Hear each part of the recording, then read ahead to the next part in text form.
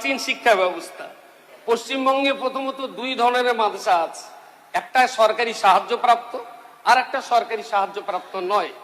যেগুলো সরকারি সাহায্যপ্রাপ্ত এই মাদ্রাসা আবার দুটো ভাগে বিভক্ত আছে, একটা সিনিয়র মাদ্রাসা, একটা হাই মাদ্রাসা।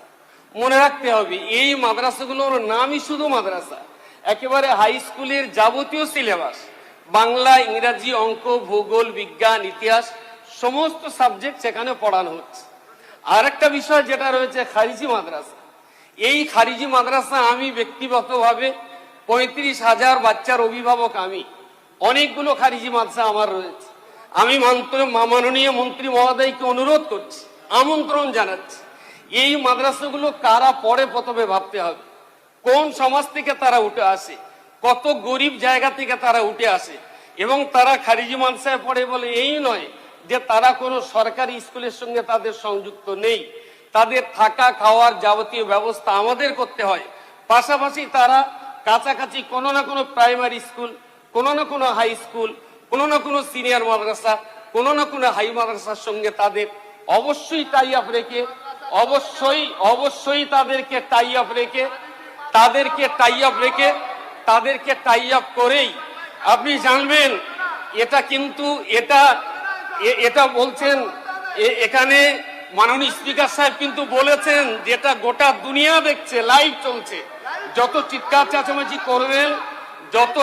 চেঁচামেচি করবেন ততই কিন্তু আমাদের সম্মান নষ্ট হবে, পশ্চিমবঙ্গ বিধানসভার সম্মান নষ্ট হবে। মাননীয় সদস্য হবে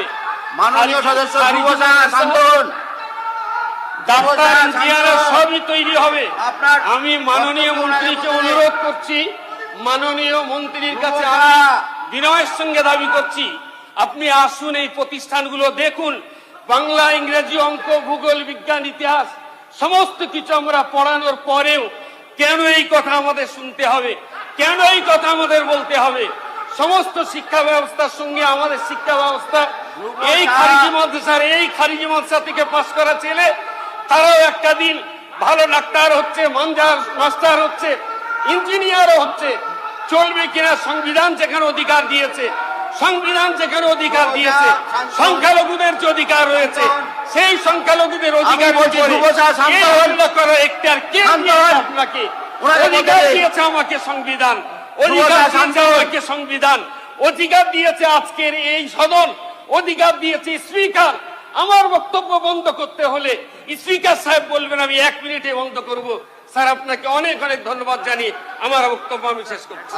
আপনার সময় শেষ হয়েছে।